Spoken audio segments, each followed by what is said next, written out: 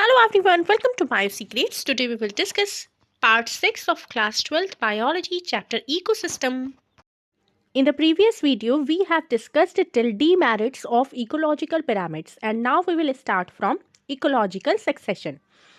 So first of all जो characteristics हैं population की, कम्युनिटी की और उनका जो रेस्पॉन्स है एनवायरनमेंट के लिए पॉपुलेशन का, कम्युनिटी का, वो अलग अलग इंडिविजुअल का अलग अलग तरीके से शो होता है.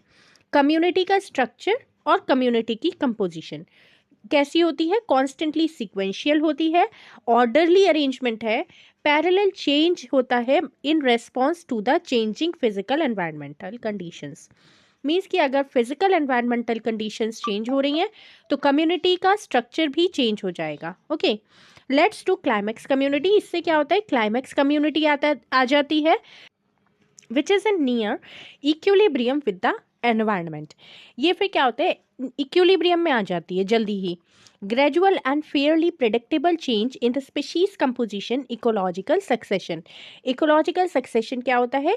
धीरे धीरे और जो फेयरली प्रिडिक्ट होने वाला चेंज होता है स्पीशीज के कंपोजिशन में, that is called ecological succession. Okay, one what is share? Share क्या होता है? देखिए, entire successively change sequence of communities.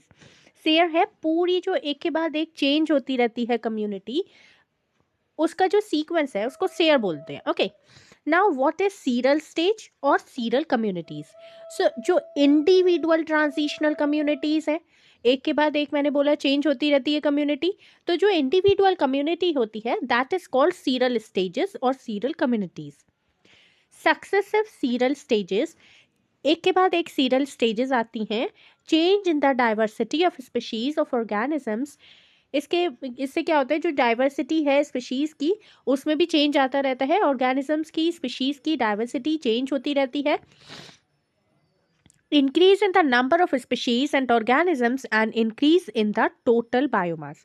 अगर number of organisms, number of species increase होंगे तो उससे क्या होगा? पूरा बायोमास इंक्रीज होगा. प्रेजेंट डे कम्युनिटीज किसका रिजल्ट है? इस समय जो कम्युनिटीज प्रेजेंट हैं वो किसका रिजल्ट है? वो रिजल्ट है सक्सेशन का, जो मिलियंस ऑफ ईयर्स से होता चला आ रहा है अर्थ पर जब से लाइफ स्टार्ट हुई है. ठीक है, evolution and succession both are parallel at that time. उस समय सक्सेशन और इवोल्यूशन दोनों क्या थे? पैरेलल थे, दोनों साथ साथ चल रहे थे. Next is point number 32, primary succession. Primary succession कहाँ होता है? जहाँ no living organisms ever existed. कोई ऑर्गेनिज्म वहाँ पर पहले अगर नहीं था किसी भी प्लेस पर, तो वहाँ पर प्राइमरी सक्सेशन होता है. जैसे कोई न्यूली कूल्ड लावा है, बेयर रॉक है, न्यूली क्रिएटेड पॉन्ड है, रिजर्वॉयर है, ये सब एग्जाम्पल्स हैं जहाँ प्राइमरी सक्सेशन हुआ. प्राइमरी सक्सेशन स्लो प्रोसेस होता है, डिपेंड करता है क्लाइमेट पर, take several 100 to several thousand years. इसको कई हजार वर्ष लग जाते हैं, कई 100 से कई हजार वर्ष लग जाते हैं to produce fertile soil, fertile soil को बनाने में ऑन बेयर रॉक. ओके, और जो सेकेंडरी सक्सेशन है वो ऐसी जगह स्टार्ट होता है जहां पर पहले कोई नेचुरल बायोटिक कम्युनिटी प्रेजेंट थी.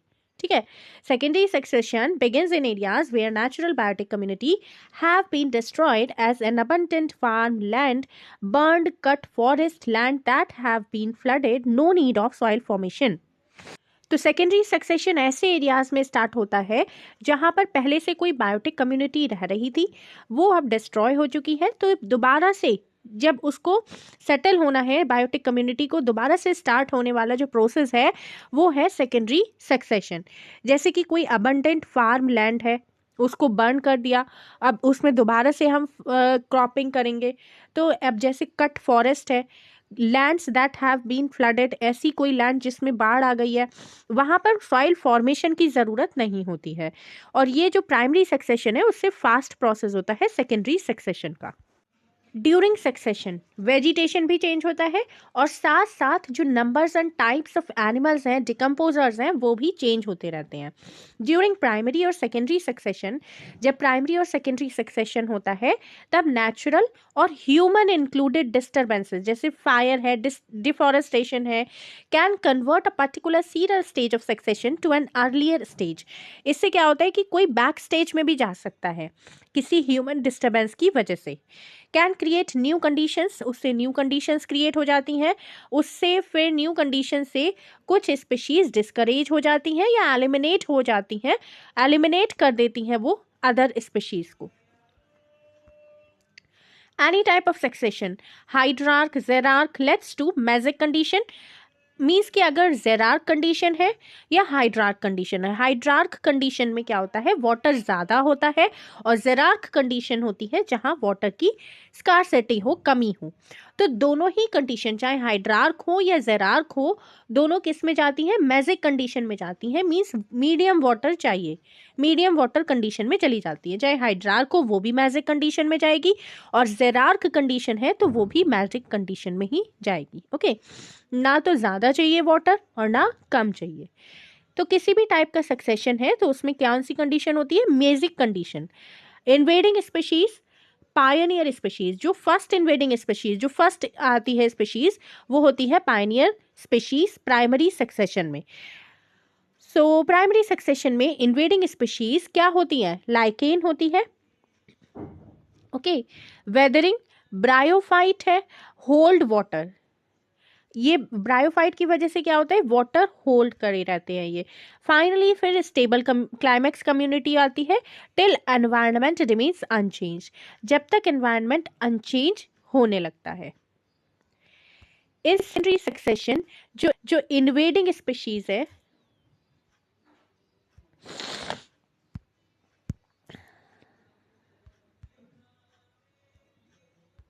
इस सक्सेशन में जो इन्वेडिंग स्पीशीज है वो कुछ कंडीशंस पे डिपेंड करती हैं, जैसे सॉइल की क्या कंडीशन है, वाटर अवेलेबल है या नहीं है, एनवायरनमेंट कैसा है, सीड्स और प्रोपिग्यूल्स जो प्रेजेंट हैं वहाँ वो किस टाइप के हैं। ठीक है, next is point number 38, standing state. Standing state is the amount of nutrients, carbon, nitrogen, phosphorus, calcium, ये सब जो न्यूट्रिएंट्स हैं उनका कितना अमाउंट प्रेजेंट है सॉइल में at any given time, because this amount of nutrients varies in different kinds of ecosystem on a seasonal basis. This is the diagrammatic representation of primary succession. सबसे पहले starting होती है phytoplankton से, फिर इसके बाद second stage submerged plant stage आती है। छोटे छोटे से ये देखिए सबमर्ज्ड प्लांट स्टेज है, submerged free floating plant stage, जो सबमर्ज्ड प्लांट स्टेज थी उसके बाद सबमर्ज्ड फ्री फ्लोट करने वाली प्लांट स्टेज आती है। Next is reed swamp stage, okay, next marsh meadow stage, and then scrub stage. Then scrub stage is changed into a forest. Next is point number 39, nutrient recycle, or it is also called biogeochemical cycle. इसमें क्या होता है, nutrient का movement होता है ecosystem में।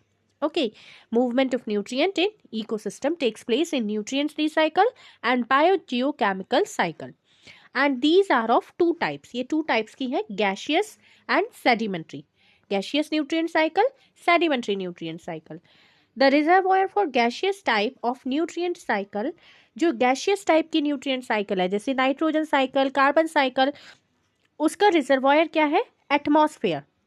And for the sedimentary cycle, sedimentary cycle जैसे sulphur cycle, phosphorus cycle, ये एग्जाम्पल्स है सेडिमेंट्री साइकिल के। एंड इसका जो रिजर्वायर है सेडिमेंट्री साइकिल का, that is located in the earth's crust. Reservoir function is to meet with the deficit in case of imbalance in the rate of influx and efflux. Reservoir का function है कि जब भी कभी इनकी कमी होगी न्यूट्रिएंट की, तो उसको मीट कैसे किया जाएगा, उसको फुलफिल कैसे किया जाएगा रिजर्वायर की हेल्प से। Okay, next is carbon cycle, operate through atmosphere, ocean, through living dead organism. Carbon cycle operate होती है एटमॉस्फेयर के थ्रू, ओशियन के थ्रू, लिविंग या डेड ऑर्गेनिजम्स के थ्रू। 49% जो ड्राई वेट है ऑर्गेनिजम्स का, that is carbon, and 71% of carbon of global carbon dissolved in ocean. 71% जो ग्लोबल कार्बन है वो ओशियंस में डिजॉल्व्ड है, और जो ऑर्गेनिजम्स का ड्राई वेट होता है वो 49% उसमें कार्बन प्रेजेंट है। Regulate the amount of carbon dioxide in the atmosphere. Carbon cycle से एटमॉस्फेयर में कार्बन डाइऑक्साइड का अमाउंट रेगुलेट रहता है। 1% कार्बन इन एटमॉस्फेयर, 1% कार्बन है एटमॉस्फेयर में। Fossil fuel also a reservoir of carbon, fossil fuel भी एक रिजर्वॉयर है कार्बन का। This is a carbon cycle. देखिए यहाँ पर ऑयल से, गैस से, कोल से जब बर्निंग होगी, कंबशन होगा फॉसिल फ्यूल का, व्हीकल्स, इलेक्ट्रिसिटी एंड हीट की फॉर्म में, तब ये CO2 एटमॉस्फेयर में जाएगी। बर्निंग होगी फॉरेस्ट की, फ्यूल वुड एंड ऑर्गेनिक डैब्रिस की, तब भी CO2 एटमॉस्फेयर में जाएगी। रेस्पिरेशन, डिकम्पोजिशन से भी CO2 एटमॉस्फेयर में जाएगी। फिर फोटोसिंथेसिस जब करते हैं प्लांट्स तो CO2 एटमॉस्फेयर से ले लेते हैं। ओके, कैल्केरियस सेडिमेंट्स की फॉर्म में स्टोर्ड होती है ये कार्बन। एक्वाटिक फूड चेन में फोटोसिंथेसिस करने के लिए जो कार्बन डाइऑक्साइड चाहिए होती है वो डिके ऑर्गेनिज्म से, कैल्केरियस सेडिमेंट से और ऑर्गेनिक सेडिमेंट से मिल जाती है। Okay, now 4 into 10 to the power 13, this is 10 to the power 13. Okay, 4 into 10 to the power 13 kg of carbon fixed annually in the biosphere through photosynthesis. photosynthesis के through पूरे biosphere में कितना carbon fixed होता है हर साल? 4 into 10 to the power 13 kg. Carbon return to atmosphere, ये fixed carbon return हो जाता है, एटमॉस्फेयर में मिल जाता है through respiration, decomposition, burning of wood, forest fire, combustion of organic matter, fossil fuel, volcanic activity, human activity जैसे deforestation है। Some amount of the fixed carbon lost to sediments removed from circulation, ये जो fixed हुआ है carbon उसका थोड़ा सा amount sediment के फॉर्म में लॉस्ट हो जाता है और ये सर्कुलेशन से फिर रिमूव हो जाता है। Next is phosphorus cycle. Major constituent of biological membrane, membrane जो बायोलॉजिकल मेम्ब्रेन है, सेल मेम्ब्रेन, उसका मेजर कॉन्स्टिट्यूएंट है फॉस्फोरस। न्यूक्लिक एसिड में प्रेजेंट है, सेल्यूलर एनर्जी ट्रांसफर सिस्टम में इंक्लूड होता है, शेल्स में प्रेजेंट है, बोन्स में प्रेजेंट है, टीथ में है और नेचुरल रिजर्वॉयर है in the form of phosphate in rock. On rock weathering, जब रॉक वेदरिंग होती है, टूट टूट के जब रॉक गिरने लगती है, तब कुछ अमाउंट में PO4 डिसॉल्व हो जाता है सॉइल के सॉल्यूशन में। वो जो सॉइल के सॉल्यूशन में फॉस्फेट डिसॉल्व हुआ है वो रूट्स जो होती है ना प्लांट्स की, वो एब्जॉर्ब कर लेती है, फिर कंज्यूमर उसको प्लांट्स से ऑब्टेन करते हैं। फिर डिकम्पोजिशन होता है फॉस्फेट सॉल्युबलाइजिंग बैक्टीरिया के थ्रू और जो फॉस्फोरस है वो रिलीज हो जाता है। No respiratory release into atmosphere. देखिए रेस्पिरेटरी रिलीज तो कुछ है नहीं फॉस्फोरस का, ना हम सांस लेते हुए फॉस्फोरस ले रहे हैं ना हम छोड़ रहे हैं phosphorus, so no interaction with atmosphere. इसका एटमॉस्फेयर के साथ कुछ इंटरेक्शन नहीं है। Atmospheric inputs through rainfall are much smaller. Rainfall के थ्रू जो एटमॉस्फेरिक इनपुट है वो बहुत ही कम क्वांटिटी में है। Negligible gaseous exchanges between organisms and environment. This is phosphorus cycle. Rock mineral से वेदरिंग हुई, सॉइल सॉल्यूशन में गई, ठीक है।